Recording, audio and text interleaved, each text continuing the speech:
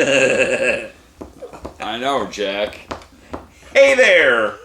Bob Forgas, Casa Gardner. Welcome to the OCGFAM show to you, my YouTube buddies. We've got Jack here and Juby down there, mean as ever. And Scott, we're doing viewer questions. Are you ready, Scott? In person. I mean, in person. It's pretty exciting, really. It's been, what, 3 years? Has it been that? Yeah, probably so. Yeah, probably so. It's nice. It's nice. I like it. Feels, Look, I have a similar poster there in your garage. Mine's cooler. Yours is way cooler. Who is this? Is it Peter Lawford? Lawford. Yeah. Dino. Frankie. Sammy. Nice. Well, we have that, so. We got that going on. Minor state. So when I use Chaos, should I be adding some Herc to my water days just to supplement the calcium, or just do the 10 milliliters per gallon like normal? Now, is he saying he's doing water days? This sounds familiar. This sounds a lot like what we did when we did this remotely. Yeah, that wouldn't work 3 times. Yeah, so to answer this question one more time briefly, since we've already answered it in great length 3 times, and then have had to abort the situation. You got to use Herc when you use... Herc is important. Chaos. You definitely need it. You want it in there when Chaos is being used because you need that calcium present. But I think we were discussing it earlier that anytime you're just watering, we want to make sure we're doing...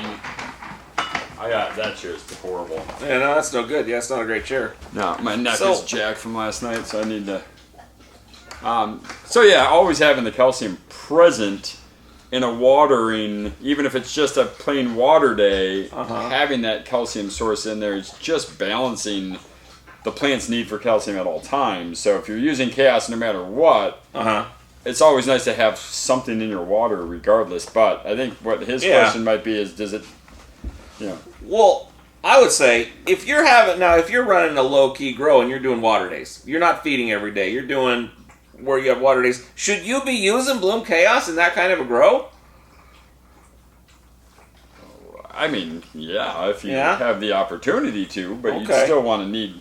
I mean, you're going to want to be feeding regularly and then having the Chaos going. So, but you could still conceivably have water days. Yeah, well, for sure. If your parts per million and everything are fine in your slurry and you've been on a 4 feeding cycle and you've done a tea and your parts per million are great and you just want to skip a day, feel free to add just some water. But if you're adding a little Chaos, then it wouldn't be a bad idea to sprinkle a little Herc in there as well. So if you were doing Chaos in the days before and you have a water day, you're probably fine. But if you're putting Chaos in with your water day... Yeah, you might got to do something. You better be pumping Herc in before and after, that's for sure. Now, this is a good question. T-Money G. I know we've already answered it, but I was just about, when the whole thing blew out, I was just about to ask you a third time drop-dead question. So, I am currently using silica in my waterings. I am switching to Nectar Spartan regimen. Do I still use the silica, or is there a bottle in the line that somewhat replaces the silica I am now using? I also use CalMag. Do I stop using the CalMag as well since the nectar is calcium-based? So first of all, the silica. Why would someone use silica? Well, in a normal... Yeah, for regular... Yeah. For other companies' nutritional lines, for a lot of times... For lamestream lines. Well, for other nutritional lines... A lot of the NP and K versions of nutritional lines, the silica really becomes kind of a carrier in a sense, like the calcium is a carrier for our nutrient line. It helps build stronger cells, it helps build nutritional mobility in the plant, it creates the pathways for nutrition, and so it is important in a lot of different aspects. People will see a definite benefit when they're using a 3-part NPK system.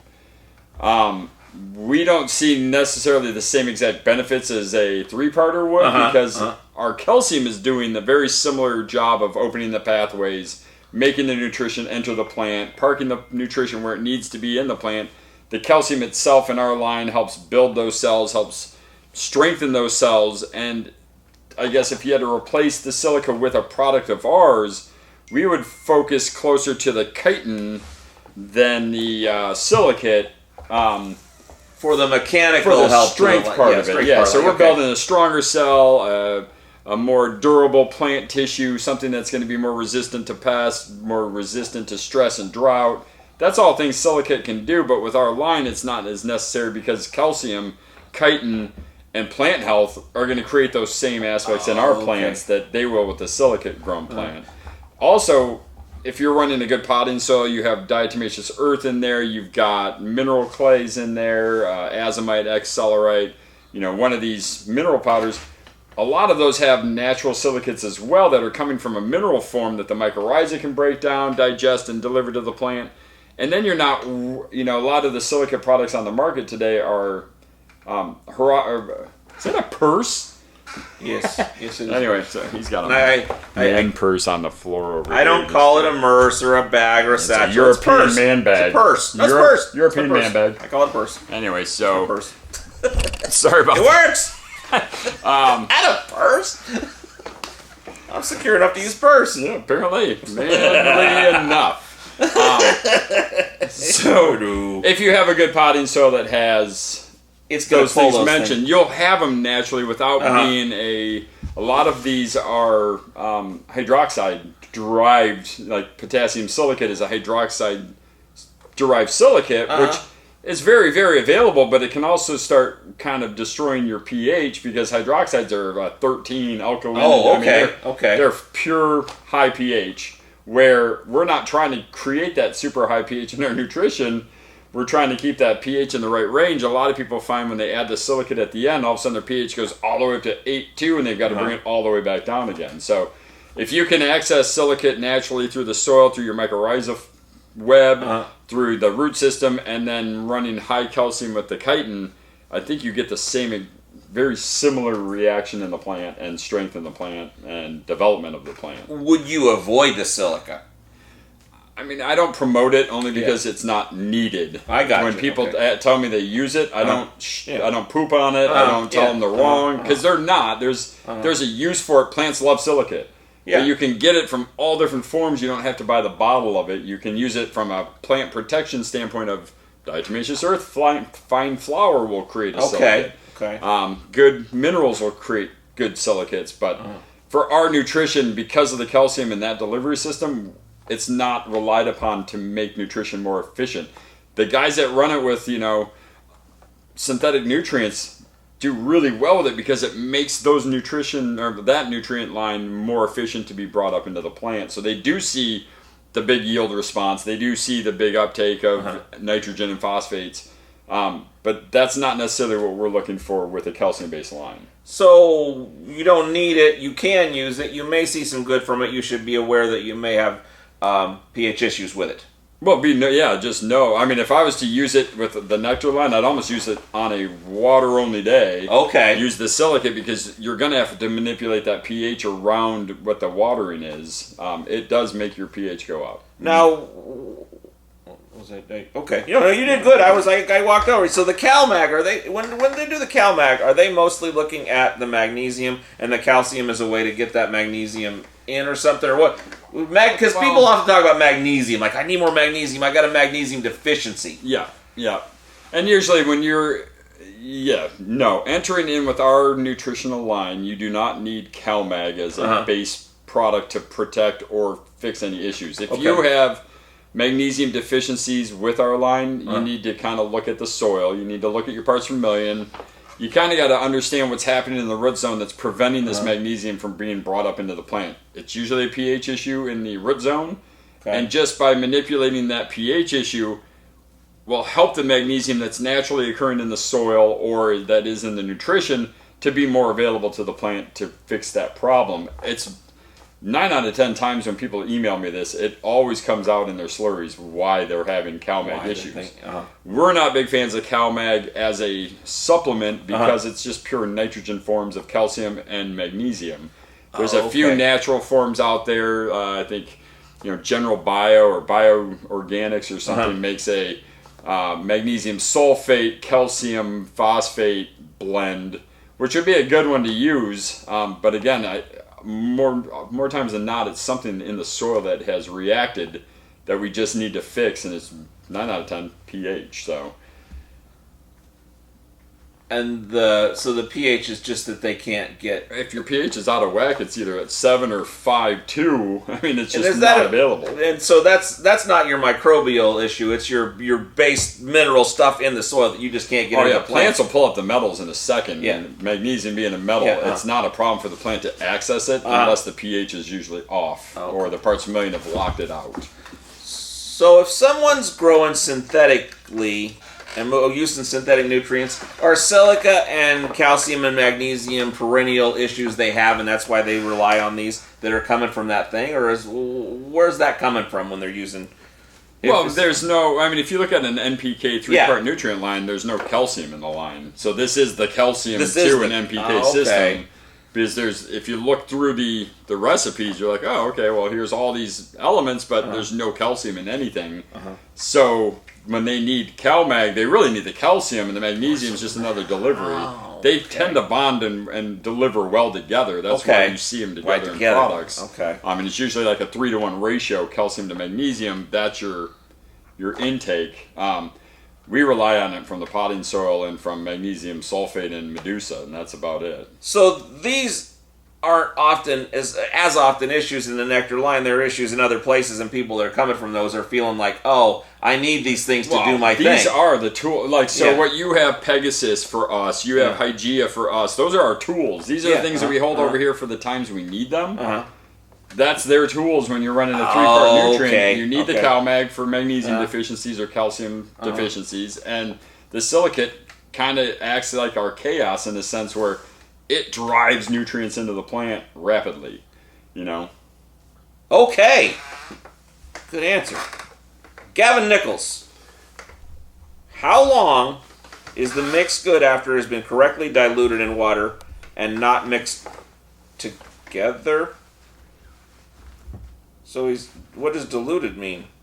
Like he's poured it in there and then you got to mix it up. It's not ever gonna dilute. I wonder if he means like if I just put Herc in a bottle, how long does that last? Versus if I put Herc, Demeters, and Zeus in a bottle. Oh, I got you. Maybe that's it. Yeah. I mean, if it's just a bottle of water with just one element in there, you're fine probably for quite a bit of time. But if you start adding other components, then we'd like to look at everything as about a 24-hour turnaround after you mix it, because the reaction that's happening just makes our food less available at the time of watering.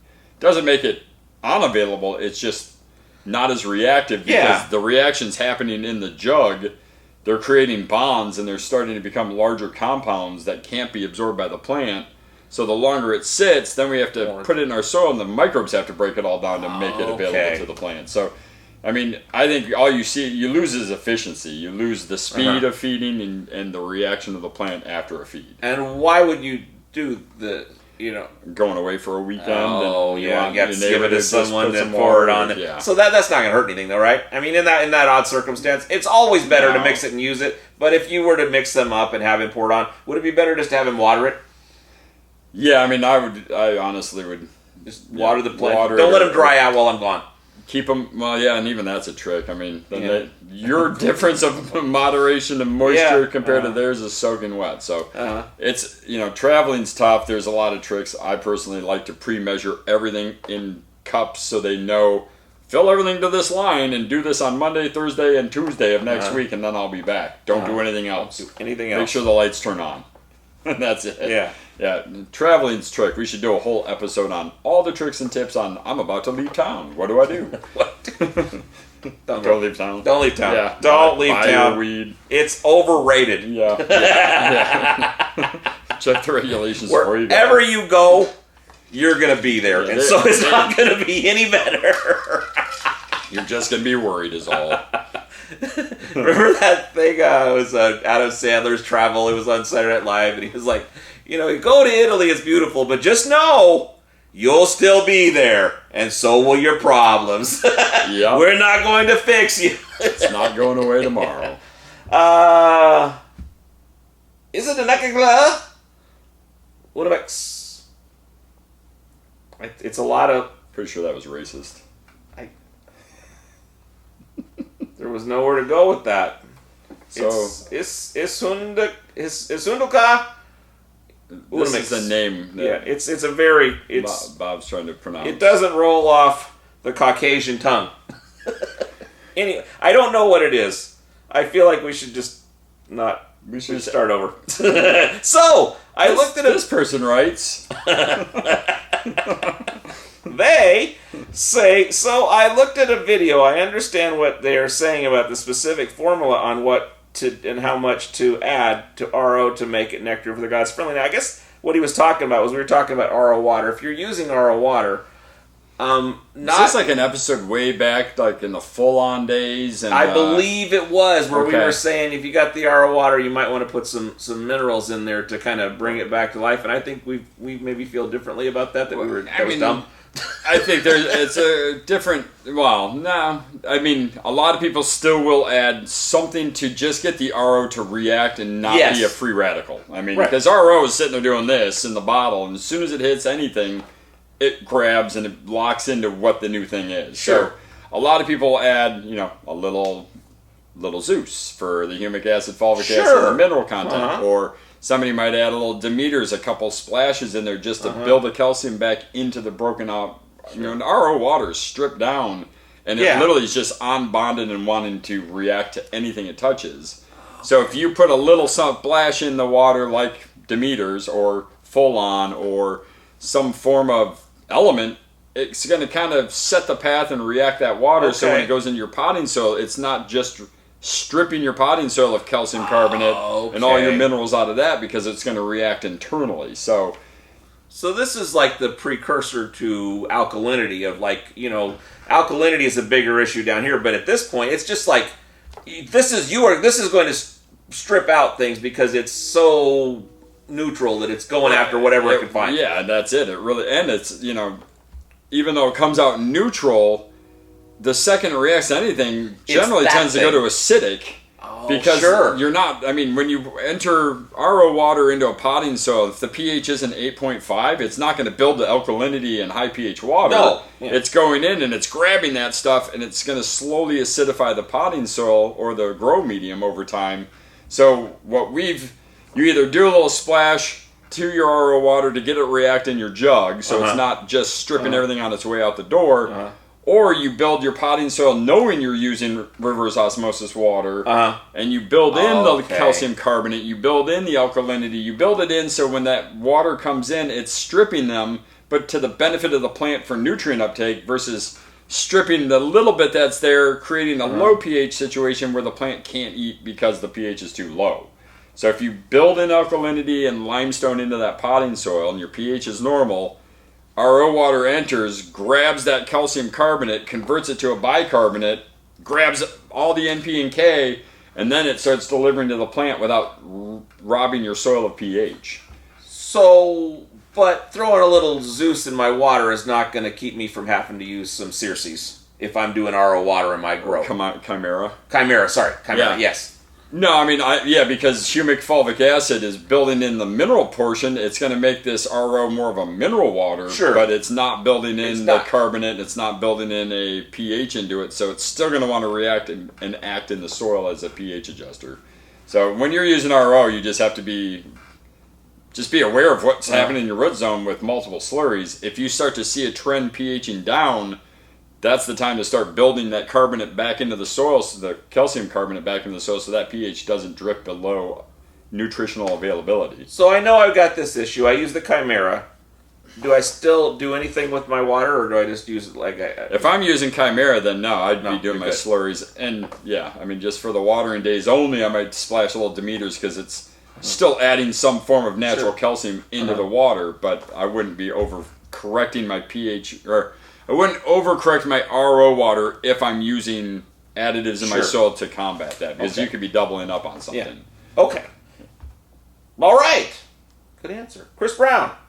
Break down the one shot into a fine powder. This is more of a statement, I guess, than a thing. It must have been after somebody's comment on something. Yeah. Hey, what I would do is... Oh, okay. That's probably so.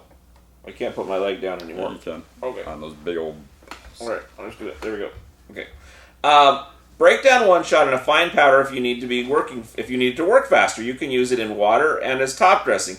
This can help people a lot who are needing a lot of food in late flowering, and the one-shot can't break down fast enough. Do you subscribe to that you can crunch up the one-shot into a fine powder, put it on your plants, and then it will feed faster than if you had just left it as a time release? Yeah.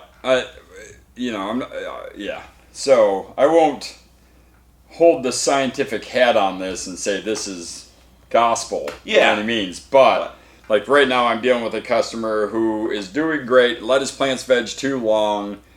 pH is right on point at 6.4. Everything's looking good, but they're starting to gently yellow on the top, new growth. His slurries come back 6.5 and 95 parts per million. And he's feeding every other day, full strength Roman, which is pretty, that's 3 to 4 days a week of feeding. Yeah. He's skipping microbial days because there's not a lot of parts per million left in the potting soil to eat, so don't add a lot more microbes. And no flush days right now because what's the point? So one aspect for him was, hey, go out and get some one-shot, top dress, scratch that in. That's going to build the reserves because he's still in veg. Sure. So he still has 8 to 10 weeks of flower time, and he needs that reserves because right now he's going to have to feed these bottles at a level that is going to break the bank because he set a pace with this plant to be eating. Now they're eating. And if you don't keep that pace, they're not going to produce at the end if you don't keep keeping them happy. So adding the one-shot now and pellet form gives them 8 to 10 weeks of time frame. Sure. Well, if you're in your week 3 of flower, you got 5-week window left. You got to get it in going on. Yeah, you add the pellet now. The downfall is it's a pellet. It has to slowly break down over the 5-week period of time.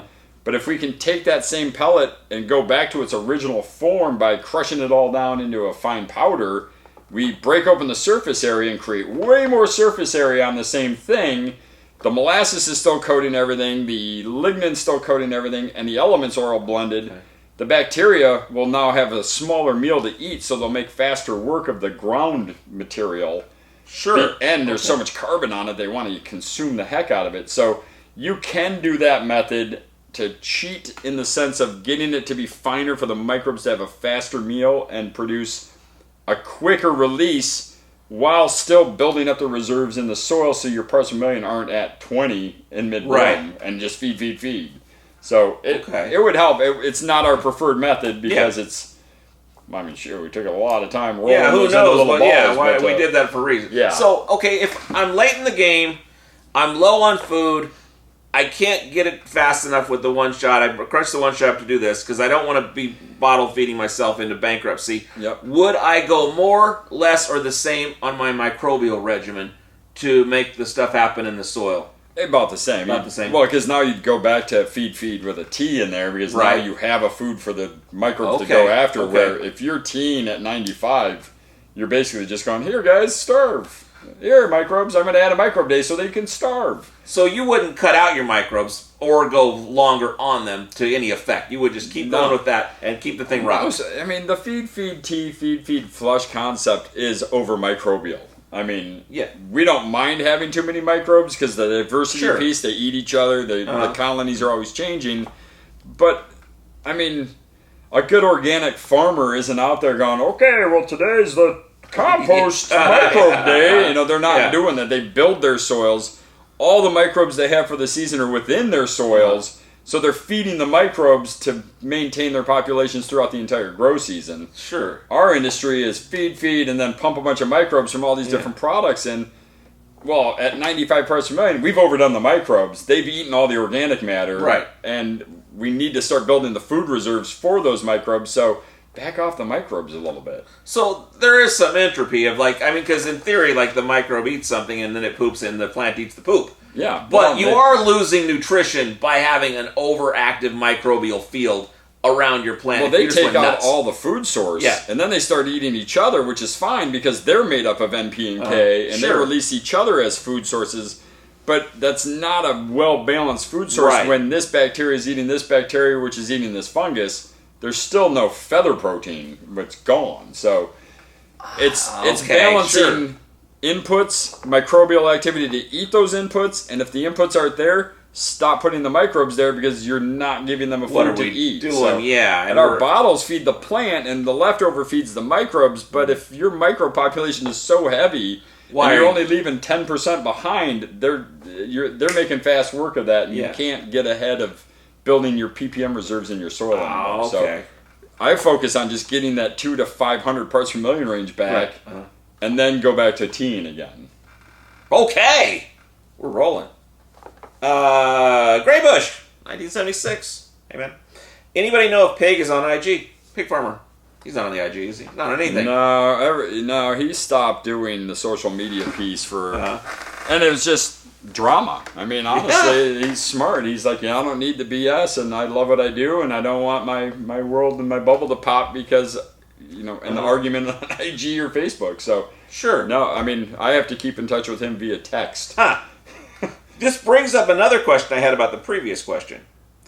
Do you think that over with the show and all the things we've done, all the communications back and forth with people, that even though the line hasn't changed significantly over the last 3, 4, 5 years, that and also with LEDs coming out and things like that, new technologies, that we've gotten more efficient and we've gotten to a place where we've built a system that makes the plants eat more than they were accidentally years ago? I think the lighting game made that change happen on us, and I also think that the discovery of bad water and the stripping of pH and alkalinity out of potting soils was a huge game changer for us. Other than that, there's no new gardening methods under the sun. Yeah. I mean, we've been spinning for a while, and guess what? We're not making up new stuff. I think what we're doing is discovering in this industry what VPD can do with a good light and a good DHU and a great CO2 system, and then you balance that with pure, clean, alkaline water. I mean,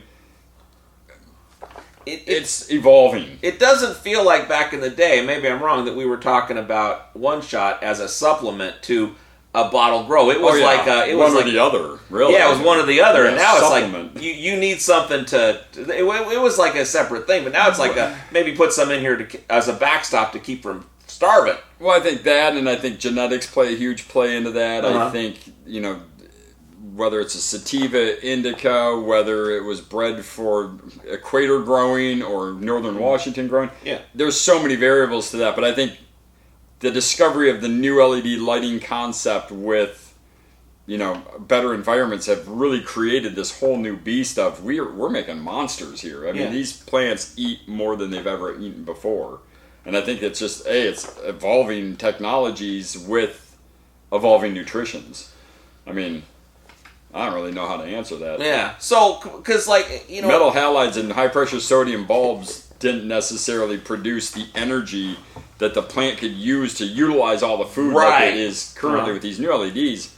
And the dialed in VPD, I mean, even more so than outdoor, to where you just the outdoor has been the same since the creation of the outdoor. Yeah. Indoors, like we're playing God every day and manipulating everything, and all of a sudden we can manipulate ourselves right out of available food sources. So where there's the cupboard's bare. Yeah, it's not 150. It's 0.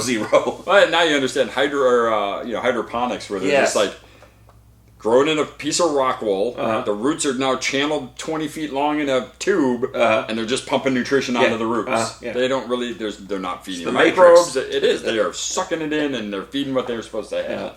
So I think what we've found in soil now is that with all the same technology, we're creating these same super hungry plants because we've given them the light energy that can actually help them process the food faster. Okay. So it's a new world in the world of gardening. Good answer. That's all the questions except for 2 that I wanted. The first one was we had a question about Megamorpheus, and I don't want to get into that question. I think we actually answered it before or something. But flavors, terpenes, that sort of thing.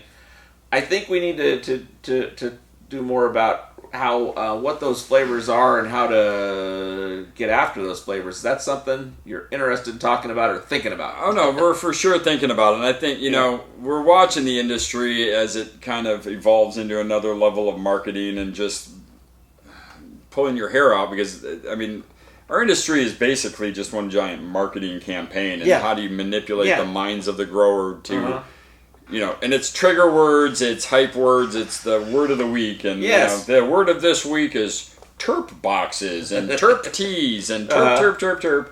And it's like, I agree, terpenes are really important. We believe heavily in them. That's kind of what we've based our whole line on is terpene profiles, depths of profiles, and the magic that terpenes do in the cannabis for people to consume, because the THC is one thing and CBD is one thing and all the cannabinoids are another thing.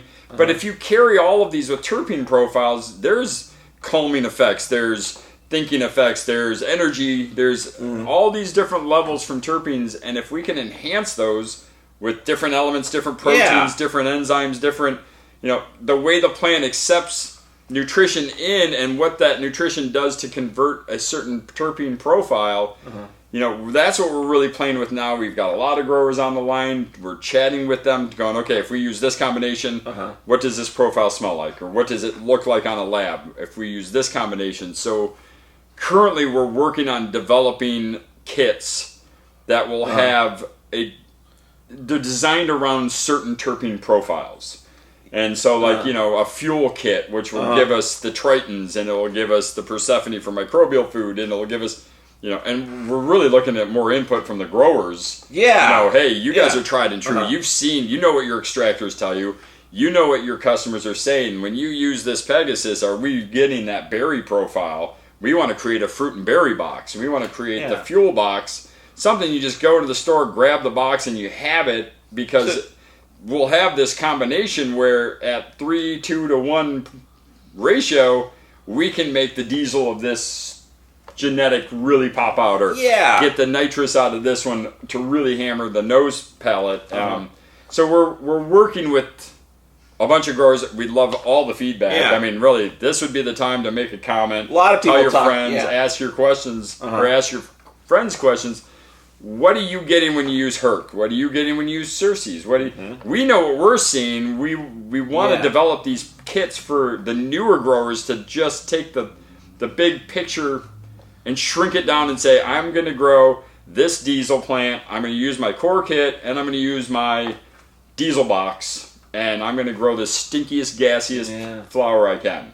Well, I was noticed, I did a little video. I said, Megamorpheus, the least valuable player on the team, kind of with the hope that someone would be like, whoa, wait a minute, I love that one, and find out what they actually use that for. And I feel like that a lot of times, there's a lot of these people come out with these terp things, like these, terp blaster.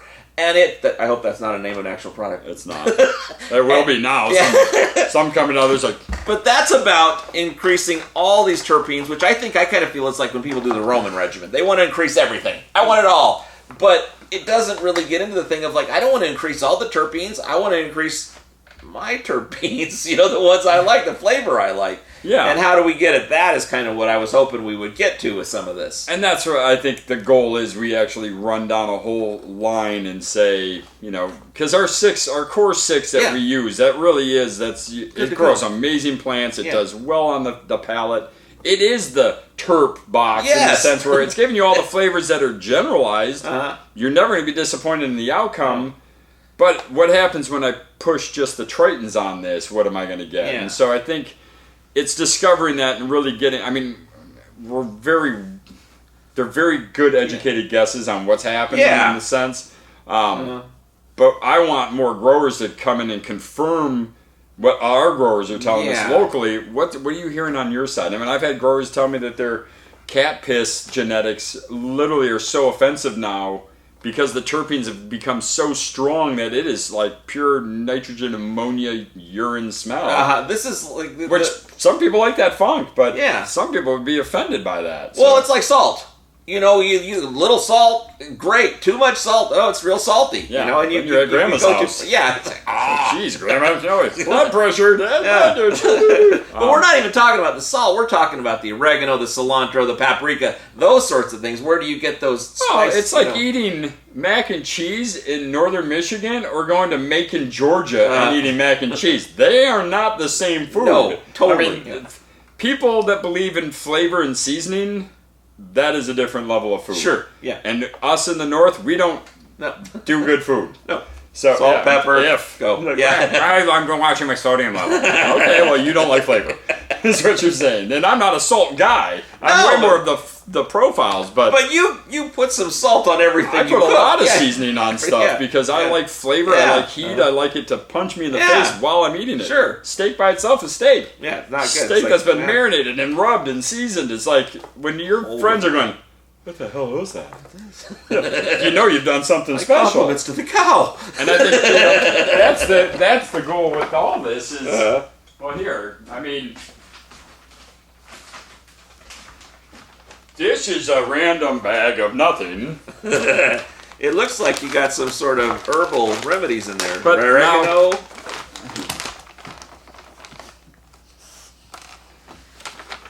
That makes me happy. It's like mint, pine, it's this one specifically is just stupid. Not that one. Yeah, this one.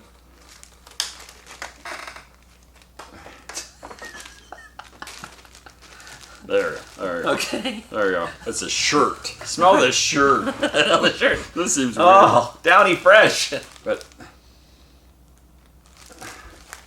is that not crazy? It's like when it rains and then you smell the dirt, and then like that,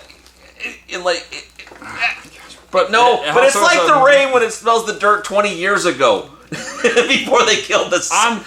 On a field of mint. Yes, like it was like that's what Junction City smelled like in the 80s. Back when they did mint compost. Yes. Yeah. Yep. So that was Junction City in the 80s. That's what you should call it. It's the profiles. That improved my mood. Well, there's your terpenes for you. It truly is. The pinene in this thing and the citrine in this thing is so beyond. It's beyond. I mean, I can literally just smell that all day, and it almost gives me the same effect if I was to partake I don't need to smoke this. No, it's like I don't need this. Is well, and the other thing too. I mean, stick your face in there and just huff it. God,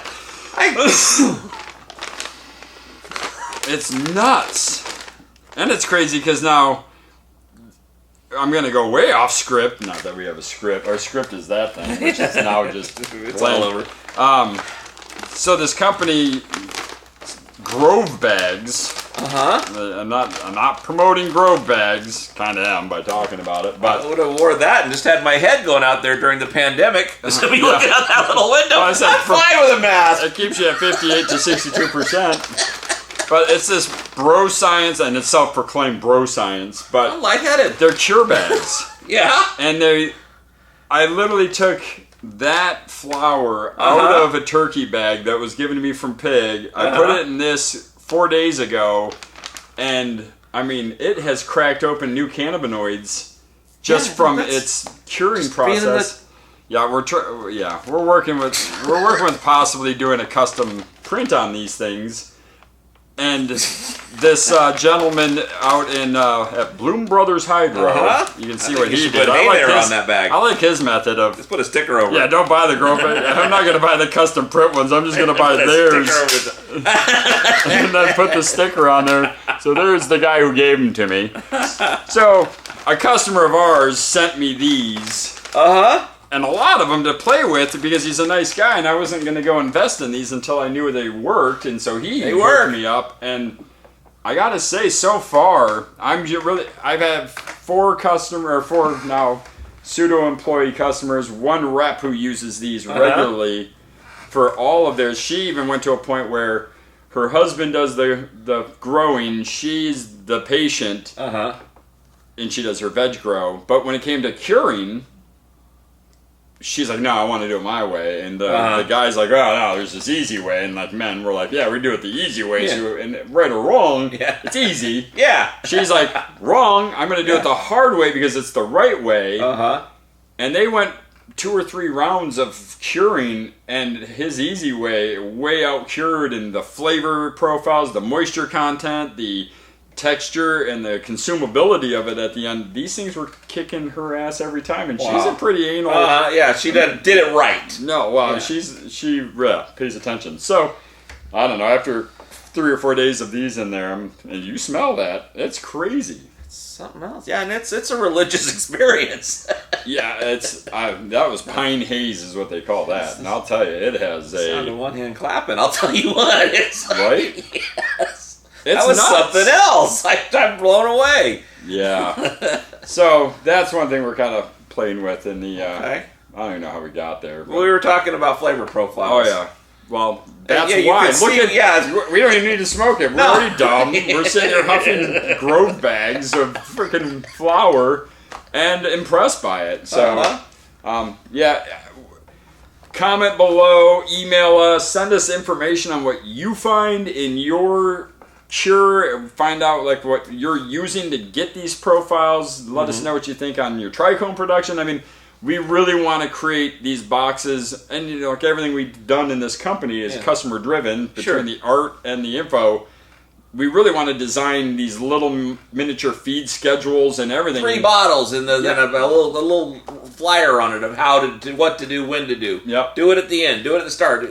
Yeah, that would be awesome. Give us some of your info so we can then give you credit and say, hey, this is what our community does, and this is the result. Is, you know, Bob isn't a consumer, but I bet you he was like, maybe I'll start it. If it smells like that, that's a drinkable piece. So that's always fun. And we need to start discussing outdoor, preparation of outdoor. I know a lot of people are starting to email me from their last year's crops. What do I do with my root balls? I've got 400-gallon smart pots sitting on the field. Would you replace them all? I mean, there's a lot of aspect that, you know, we're going to do a show on that really soon because I think it's pertinent. We're going into April. Well, we are in April. We're heading towards May fast. Next time around, let's do it. That's the show. Is how to do that. So if you have outdoor questions or soil prep questions, or you know, hey, go out and do some slurries. We'll answer your slurry questions right here on the show. Okay. And it'll help other people understand if you've got acidic soil or alkaline soil or high ppm soil. We can help fix all these issues now before you get ready to plant, or kind of advise whether or not you should be looking at replacing soil this year. Soil's not getting cheaper, so definitely if we can fix what you have, that's going to be your best bet. But you know, we'll make that soil an investment instead of a consumable. Well, that's it, man. Just like you're growing your vegetables outdoors, is you build your garden soil. You don't replace it every season you want to grow corn. Yeah. So let's help you kind of build back your soils the right way, so that this year will be a good year for you. That's the show. That's it. We're back. All right. Oh, look out, look out. Okay, watch out, Dougie. It's the OCGFAM show.